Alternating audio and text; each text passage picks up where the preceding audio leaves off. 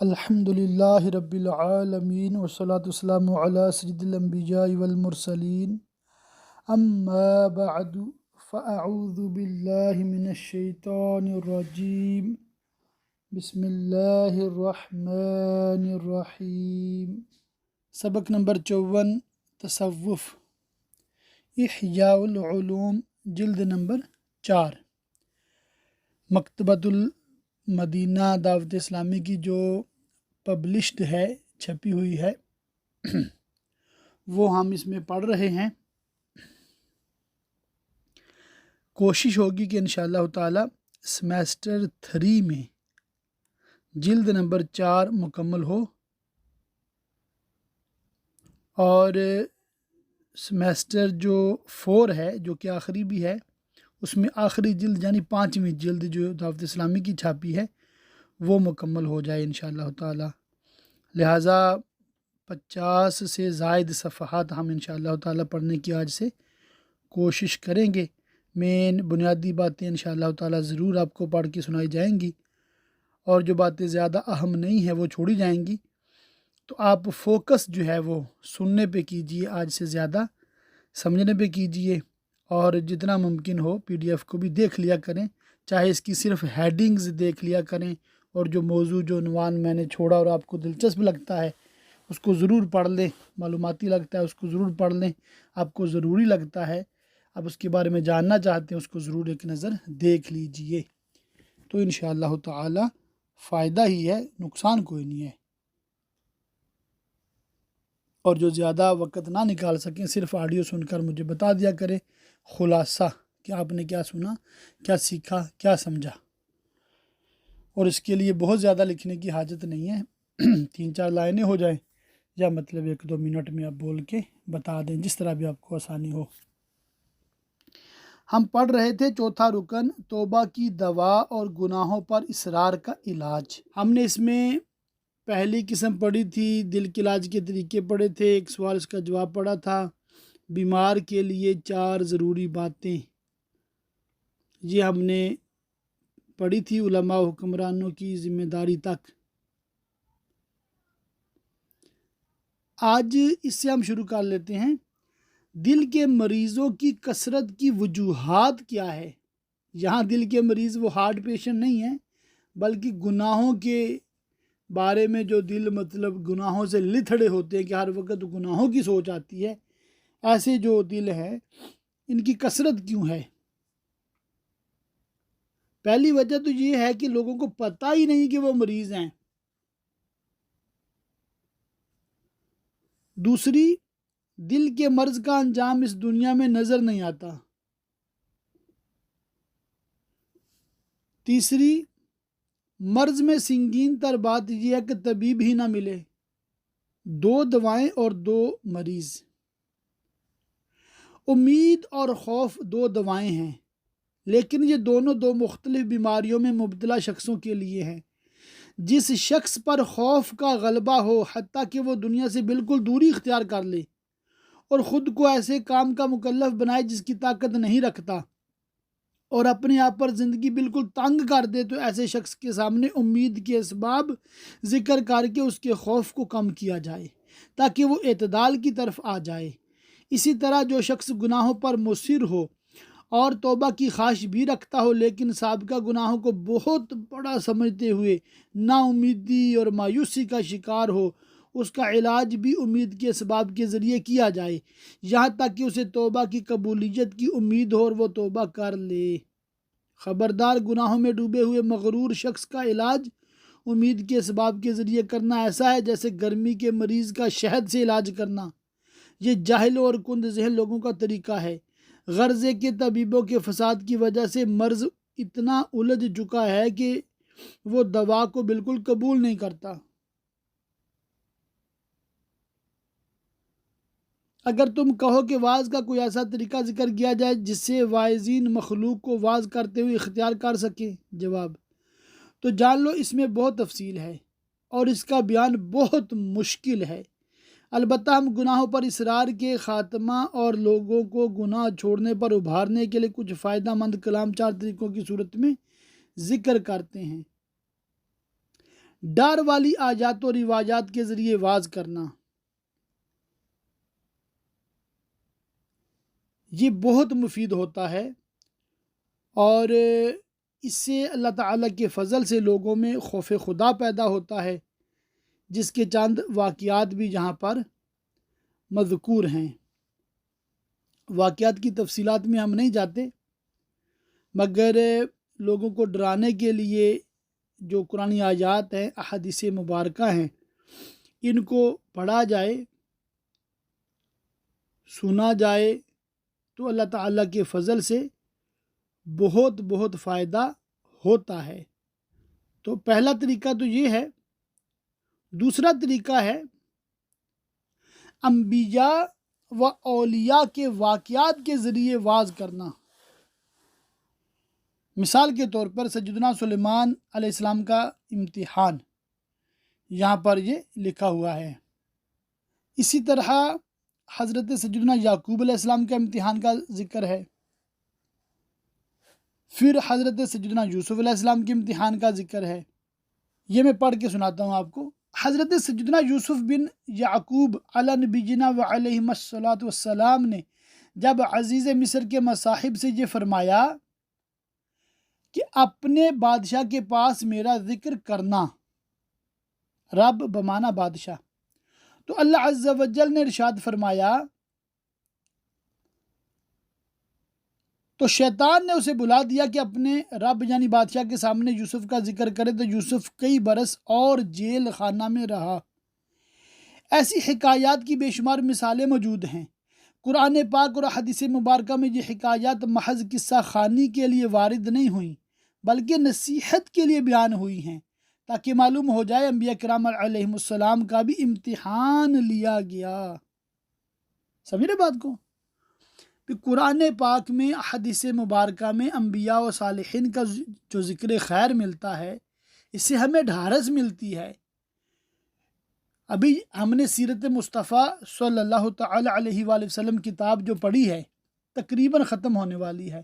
جنہوں نے پہلے صفحے سے شروع کی تھی ہمارے ساتھ، ان کو پتہ ہوگا کہ نبی کریم صلی اللہ علیہ وآلہ وسلم کتنی آزمائشوں سے گزرے ہیں، کیسے کیسے امتحانات آپ پر آئے ہیں۔ اللہ اکبر۔ شیب ابی طالب کو دیکھیں، سفر طائف کو دیکھیں، ہجرت مدینہ کو دیکھیں، مدینہ میں پھر غزوہ بدر دیکھیں، احد دیکھیں، خندق دیکھیں، پھر فتح مکہ کے بعد فوراً غزوہ حنین کو دیکھیں۔ ایسی بالکل کلیجہ منہ کو آتا ہے، ایسی پریشانیاں، مگر آپ صلی اللہ علیہ وآلہ وسلم اللہ تعالیٰ کی راہ میں ہر آزمائش میں پورے اترے، ہر امتحان میں پورے اترے، اور ہمارے لیے مطلب اسوہ حسنہ آپ کی سیرت ہے۔ تو ہم جب دین پہ چلتے ہیں، دین کی بات کرتے ہیں، فیملی ممبر، کام والے، معاشرے والے اپوزیشن میں آ جاتے ہیں، مخالفت میں آ جاتے ہیں، تو دل برداشتہ نہ ہو، گھبرائیں نہ، ڈٹ جائیں۔ سیکھنے کو ملتا ہے نا، تو یہ فائدہ ہوتا ہے۔ اسی طرح تیسرا طریقہ ہے دنیاوی مصائب کا ذکر کر کے واز کرنا۔ واعظین کو چاہیے لوگوں کے سامنے اس بات کو بیان کریں کہ گناہوں کی سزا دنیا میں ہی مل جاتی ہے، یہ ممکن ہے، اور جو بندے کو جو بھی مصیبت پہنچتی ہے اس کے گناہوں کے سبب پہنچتی ہے۔ تو جب بندے کو یہ پتہ ہوگا تو بندہ گناہوں سے بچتا ہے اور نیک عمل کرتا ہے، اور یہ حقیقت بھی ہے، اور اس طرح کی روایات بالکل موجود ہیں، اس میں کوئی شک کوئی شبہ نہیں ہے۔ یہ تو اللہ تعالیٰ کی رحمت ہے کہ وہ بہت کچھ معاف فرما دیتا ہے، نہیں تو معاذ اللہ لوگوں کی شکلیں بگڑ جائیں گناہوں کے سبب۔ اللہ تعالیٰ بس ہمارا دنیا میں بھی آخرت میں بھی پردہ رکھے۔ نمبر چوتھا ہے سزاؤں کا ذکر کر کے واز کرنا۔ واز کا ایک طریقہ یہ بھی ہے کہ گناہوں پر جو سزائیں وارد ہوئی ہیں واعظ وہ بیان کریں۔ مثلا شراب نوشی، زنا، چوری، قتل، غیبت، تکبر، حسد وغیرہ تمام گناہوں کی سزاؤں کا شمار ناممکن ہے، اور غیر اہل کے سامنے ان کا ذکر ایسے ہی ہے جیسے دوا کا استعمال غیر محل میں کرنا۔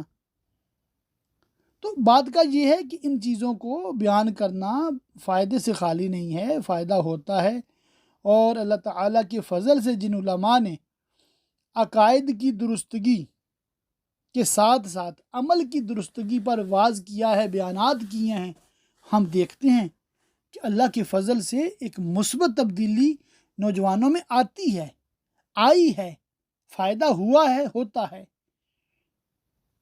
تو آپ عالم کورس کر رہے ہیں، عالمہ کورس کر رہی ہیں، تو آپ کو بھی ان باتوں کو پیش نظر رکھنا ہے اور لوگوں کو ان کی نفسیات کے مطابق ایڈریس کرنا ہے۔ ایک بہت خوف خدا والی اسلامی بہن ہے، آپ اس کے سامنے اللہ کی رحمت کی باتیں کریں تاکہ وہ تھوڑا اعتدال پہ آئے، اور ایک بے باک قسم کی خاتون ہے، بے پردہ خاتون ہے، اس کو ڈرائیں، دمکائیں، تو یہ فائدہ ہوتا ہے۔ اور یہ حکمت ہے، حکمت جو ہے نا، وہ کہتے ہیں common sense can not be taught. آپ کسی کو کامن سینس نہیں سکھا سکتے۔ تو بات یہ ہے کہ یہ اللہ تعالیٰ کی بہت بڑی ایک رحمت ہوتی ہے کہ بندے کو یہ توفیق مل جائے کہ اس کو پتہ ہو کب کیا کرنا ہے اور کب کہاں کیا بولنا ہے۔ خواہش نفس کے علاج کا طریقہ، خلاصہ کلام یہ کہ مریض کو جب نقصان دہ اشیاء کھانے کا بہت زیادہ شوق ہو تو اس کا طریقہ علاج یہ ہے کہ اس چیز کے شدید ضرر کے بارے میں معلومات حاصل کرے، پھر وہ چیز اپنی آنکھوں کے سامنے سے غائب رکھے اور ایسی چیز سے تسلی حاصل کرے جو صورتاً اس سے ملتی جلتی ہو لیکن اس کا نقصان کم ہو، پھر جو چیز استعمال کر رہا ہے اس کے نقصان کو پیش نظر رکھے اور اسے چھوڑنے میں آنے والی مشکل پر صبر کرتے ہوئے اسے بھی چھوڑ دے۔ الغرض ہر حالت میں صبر کا کڑوا گھونٹ پینا ضروری ہے۔ اسی طرح گناہوں کے سلسلے میں خواہش کا علاج کیا جائے۔ جب کسی نوجوان پر شہوت کا غلبہ ہو جائے اور اس شہوت کے معاملے میں اپنی آنکھ، دل اور اعضاء کی حفاظت نہ کر سکے تو اسے چاہیے کہ گناہ کے ضرر کا شعور حاصل کرے۔ وہ اس طرح کے قرآن پاک اور حدیث طیبہ میں جو وعیدیں آئی ہیں ان پر خوب غور کرے۔ جب اس کا خوف زیادہ ہو جائے تو وہ شہوت کو ابھارنے والے اسباب سے دور رہے گا۔ گناہ میں مبتلا ہونے کے اسباب، پہلا اسباب کیا ہے؟ عذاب کا فوری نہ ہونا، کہ بندہ گناہ کرتا اس پہ عذاب نہیں ہوتا۔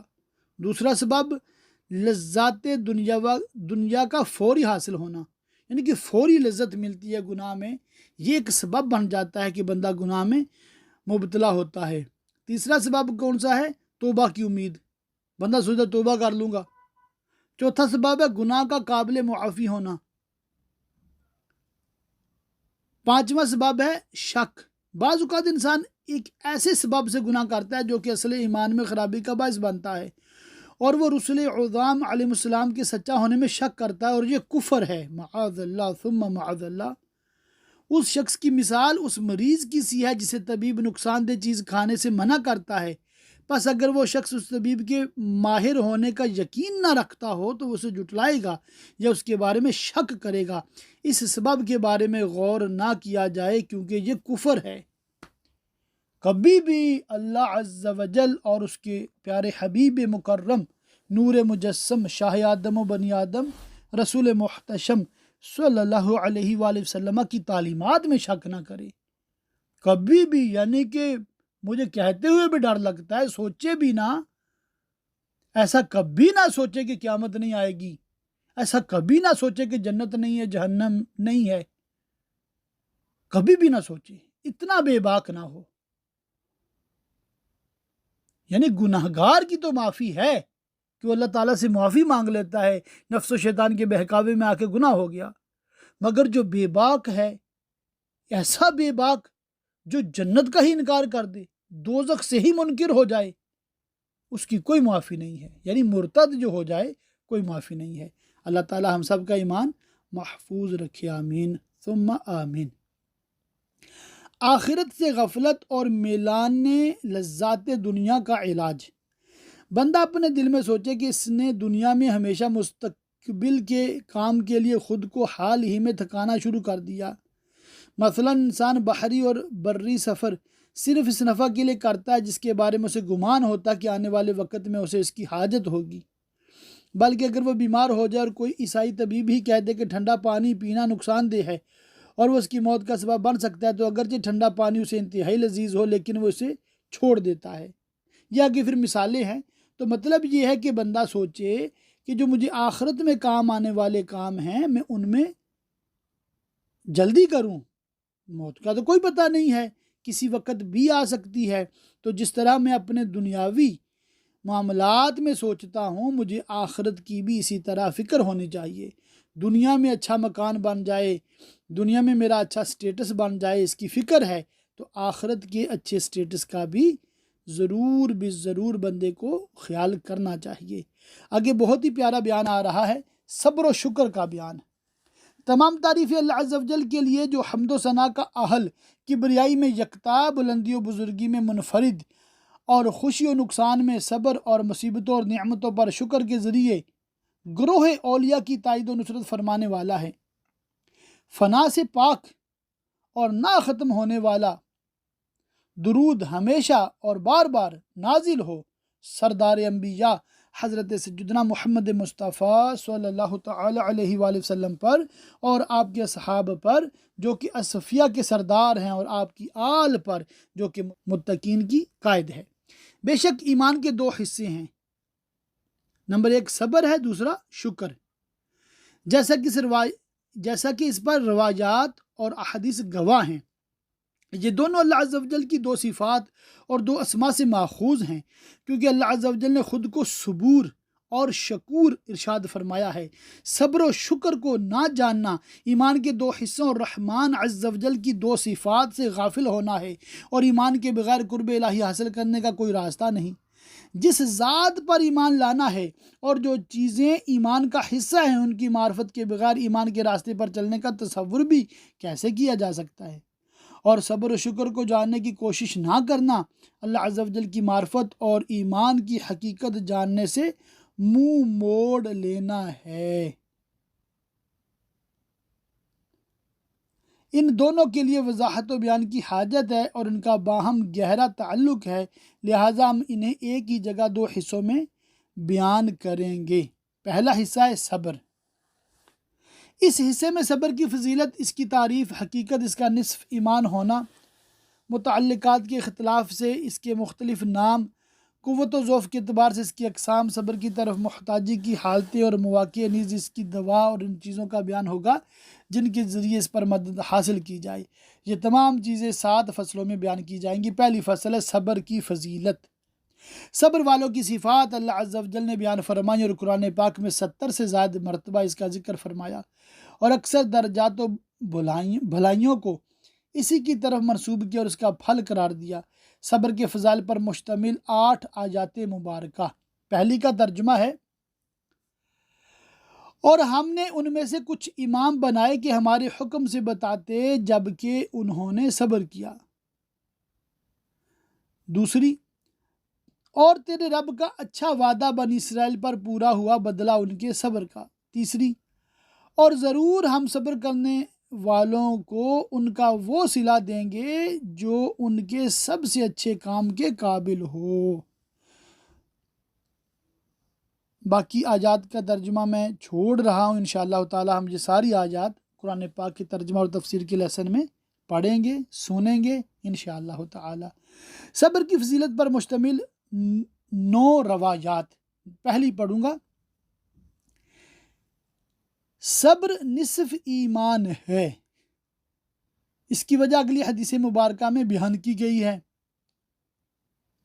یقین اور صبر ان چیزوں میں سے ہیں جو بہت تھوڑی مقدار میں تمہیں عطا کی گئیں، اور جسے ان میں سے کچھ حصہ مل جائے، پھر اگر وہ رات قیام اور دن روزے کی حالت میں نہ بھی گزارے تو کچھ حرج نہیں۔ تمہیں جو بھی معاملہ درپیش ہو اس پر ضرور صبر کرو، یہ مجھے اس سے بھی زیادہ محبوب ہے کہ تم میں سے ہر ایک تمام لوگوں کی اعمال برابر اعمال لے کر میرے پاس آئے۔ البتہ مجھے خوف ہے کہ میرے بعد دنیا تم پر کھول دی جائے گی، تم میں سے ایک دوسرے کو کمتر جانے گا۔ اس وقت آسمان والے تمہیں برا جانیں گے۔ جس نے ایسے وقت میں صبر کا دامن تھامے رکھا وہ ثواب پانے میں کامیاب ہو گیا۔ پھر آپ صلی اللہ علیہ وآلہ وسلم نے یہ آیت مبارکہ تلاوت فرمائی۔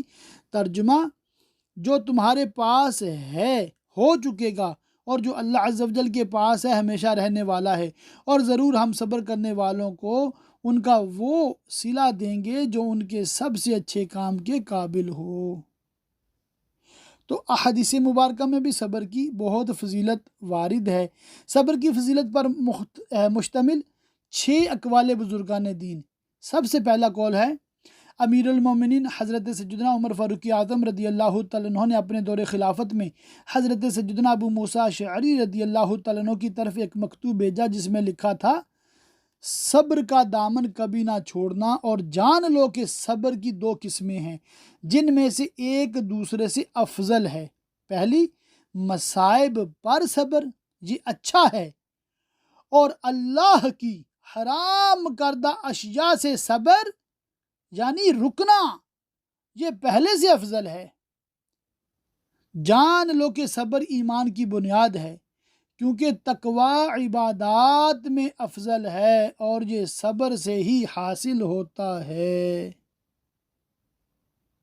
سبحان اللہ، بہترین قول مبارک ہے۔ دوسری فصل ہے صبر کی حقیقت اور اس کے معنی۔ دینی مقامات 3 امور پر مشتمل ہیں۔ جان لیجئے صبر دین کا مقام اور نیک لوگوں کی منزلوں میں سے ایک منزل ہے، اور دین کے تمام مقامات 3 امور پر مشتمل ہیں۔ نمبر 1 معارف، نمبر 2 احوال، نمبر 3 اعمال۔ معارف یہ بنیاد ہیں اور احوال کو پیدا کرتے ہیں، اور احوال اعمال کا سبب بنتے ہیں۔ لہذا معارف درخت کے تنے کی مثل، احوال اس کی ٹہنیوں کی، اور اعمال پھلوں کی مثل ہیں، اور یہ امور سالکین کی تمام منازل کو شامل ہے۔ ایمان کا نام بعض اوقات صرف معارف پر بولا جاتا ہے اور کبھی تمام امور پر، جیسا کہ ہم اسے عقائد کے بیان میں 4تھی فصل کے تحت ذکر کر چکے۔ یوں ہی صبر معارف اور احوال کے ذریعہ حاصل ہوتا ہے۔ لہذا ثابت ہوا کہ صبر اسی کا نام ہے اور عمل اس سے نکلنے والا پھل ہے۔ اس بات کا جاننا ملائکہ اور جنوں انس کی تربیت و کیفیت کی معرفت کے بعد ہی ممکن ہے۔ صبر انسان کا خاصہ ہے، جانوروں اور فرشتوں میں یہ متصور نہیں، کیونکہ جانور انسان سے کم تر اور فرشتے اس سے اعلیٰ ہیں۔ اس کی تفصیل یہ کہ نفسانی خواہش جانوروں پر مسلط کر دی گئی اور انہیں اس کے سپرد کر دیا گیا۔ ان کی تمام حرکات و سکنات کا باعث صرف نفسانی خواہش ہوتی ہے، اور ان میں نفسانی خواہش سے مقابلہ کرنے اور اس کی پیروی سے روکنے والی وہ قوت ہی نہیں جسے صبر کہتے ہیں۔ فرشتہ، انسان اور جانور میں فرق بہت اہم بات ہے۔ فرشتے چونکہ صرف دربار الہی کے مشتاق، اس کے قرب سے مسرور ہیں اور خواہش نفس سے محفوظ ہیں، جو انہیں بارگاہ الہی سے کسی غیر کی طرف پھیرے، حتیٰ کہ وہ اس پر غلبہ پانے اور پھر سے دربار الہی کی طرف پلٹنے کے لیے کسی لشکر کے محتاج ہوں۔ انسان کو بہرحال ناقص پیدا کیا گیا ہے۔ بچپن میں وہ جانوروں کی مثل ہوتا ہے کہ غذا کا محتاج اور صرف اسی کا خواہشمند ہوتا ہے۔ پھر اس میں کھیل کود اور بننے سنورنے کی خواہش پیدا ہو جاتی ہے۔ اس کے بعد جیسے جیسے بڑھتا چلا جاتا ہے، اس میں نکاح کی خواہش پیدا ہو جاتی ہے۔ بچپن میں انسان میں صبر کی قوت نہیں ہوتی، کیونکہ صبر کہتے ہیں 2 قوتوں کا تقاضے اور مطالبے میں مختلف ہونے کے سبب باہم مقابلے میں کھڑا ہونا، جبکہ بچے میں جانور کی مانند صرف ایک ہی قوت ہوتی ہے۔ لیکن اللہ عز و جل نے اپنے فضل و کرم سے انسان کو عزت بخشی اور اسے جانوروں سے بہتر درجہ عطا فرمایا، اور جب وہ بلوغت و کمال کے قریب ہوتا ہے تو اللہ عز و جل اس کے لیے 2 فرشتے مقرر فرما دیتا ہے۔ ان میں سے ایک اسے سیدھا راستہ دکھاتا ہے اور دوسرا قوت بخشتا ہے۔ لہٰذا انسان ان 2 فرشتوں کی بدولت جانوروں سے ممتاز ہو جاتا ہے اور ان 2 صفتوں کے ساتھ خاص ہو جاتا ہے۔ پہلی، اللہ عز و جل اور اس کے رسول صلی اللہ علیہ وآلہ وسلم کی پہچان۔ نمبر 2، معاملات کی انجام کی پہچان۔ یہ دونوں صفات سیدھا راستہ دکھانے والے فرشتے کی بدولت حاصل ہوتی ہیں۔ جانور کو معرفت عطا کی گئی، نہ معاملات کی انجام کی پہچان، یعنی وہ دونوں سے محروم ہے۔ وہ صرف نفسانی خواہش پوری کرنے میں مگن رہتا ہے، اسی وجہ سے وہ صرف ذائقہ دار چیزوں کی تلاش میں رہتا ہے اور نفع بخش کڑوی دوائی کو نہ طلب کرتا ہے نہ پہچانتا ہے۔ جان لیجئے کہ دین میں ایمان کا اطلاق صرف تصدیقات پر کیا جاتا ہے، اور کبھی ان کی وجہ سے ظاہر ہونے والے نیک اعمال پر اور کبھی دونوں پر۔ معارف اور اعمال کے چند ابواب ہیں، اور لفظ ایمان چونکہ ان تینوں یعنی معارف، احوال اور اعمال کو شامل ہے، اس لیے اس کے 70 سے زائد ابواب ہیں۔ اس کے ناموں کے اختلاف کو ہم عقائد کے بیان میں چوتھی فصل کے تحت بیان کر چکے ہیں۔ صبر دو اعتبار سے نصف ایمان ہے۔ بہرحال ایمان کا اطلاق دو چیزوں پر کیے جانے کی وجہ سے صبر دو اعتبار سے نصف ایمان ہے۔ اعتبار اول، چونکہ ایمان کا اطلاق تصدیقات اور اعمال دونوں پر کیا جاتا ہے، تو ایمان کے دو رکن ہوئے، یقین اور صبر۔ یقین سے مراد دین کی یقینی معرفت ہے جو بندے کو اللہ عز و جل کی ہدایت سے ہی حاصل ہوتی ہے، اور صبر سے مراد معرفت کے مطابق عمل کرنا ہے، کیونکہ معرفت بندے کو پہچان کرواتی ہے کہ گناہ باعث نقصان اور نیکی نفع بخش ہے، اور صبر کے بغیر گناہ سے چھٹکارا اور نیکی پر ہمیشگی ممکن نہیں۔ اور صبر کہتے ہیں خواہش و سستی کے خلاف باعث دینی کے استعمال کو، تو اس اعتبار سے صبر نصف ایمان ہوا۔ اسی وجہ سے سرکار مدینہ راحت قلب و سینہ صلی اللہ علیہ وآلہ وسلم نے فرمایا، آپ نے بھی دونوں کو ایک جگہ جمع فرمایا۔ ارشاد نبوی ہے، یقین اور صبر ان چیزوں میں سے ہیں جو بہت تھوڑی مقدار میں تمہیں عطا کی گئی ہیں۔ اعتبار ثانی یعنی دوسری اس کی کیا تشریح ہے؟ چونکہ ایمان کا اطلاق کبھی اعمال سے ظاہر ہونے والے احوال پر بھی کیا جاتا ہے، اس وقت بندے کے تمام اعمال کی دو قسمیں کی جاتی ہیں۔ پہلی، جو دنیا اور آخرت میں اسے نفع دے، دوسری جو دونوں جہاں میں نقصان پہنچائے۔ نقصان پہنچانے والی قسم بندے کے لیے حالت صبر ہے، اور نفع دینے والی حالت شکر۔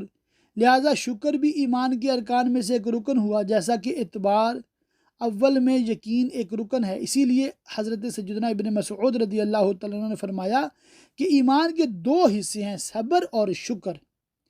یہی الفاظ حضور اکرم صلی اللہ علیہ وآلہ وسلم سے مرفوعاً ثابت ہیں۔ تو یہ صبر کی جو تقسیم کی گئی ہے کہ نصف ایمان کہا گیا ہے، یہ تشریح اگر آپ ایک دو بار مزید اس کو پڑھیں گے تو انشاءاللہ تعالیٰ بخوبی سمجھ جائیں گے۔ چوتھی فصل ہے مختلف حالتوں میں صبر کے مختلف نام۔ جان لیجیے صبر کی دو قسمیں، جسمانی اور نفسی۔ جسمانی صبر سے مراد بدن کا مشقتیں اٹھانا اور ان پر ثابت قدم رہنا ہے۔ یہ کبھی کسی فعل کے ذریعے ہوگا، جیسا کہ عبادات اور معاملات میں نفس پر گراں گزرنے والے اعمال بجا لانا، یا پھر قوت برداشت کے ذریعے ہوگا، جیسا کہ سخت تکلیف، خطرناک بیماری اور گہرے زخم پر صبر کرنا۔ اور صبر میں اگر شریعت سے روگردانی نہ پائی جائے تو یہ پسندیدہ ہے، لیکن اس سے زیادہ پسندیدہ دوسری قسم ہے، یعنی نفسی صبر ہے، اور اس سے مراد نفس کا طبعی اور نفسانی خواہشات کی پیروی سے باز رہنا۔ اللہ اللہ۔ پھر اگر نفس پیٹ اور شرمگاہ کی خواہش پوری کرنے سے رکا رہے تو اسے عفت یعنی پاک دامنی کہتے ہیں۔ اور اگر کسی ناپسندیدہ چیز پر صبر کیا جائے تو چیزوں کے مختلف ہونے کے سبب لوگوں کے درمیان اس کے نام رائج ہیں۔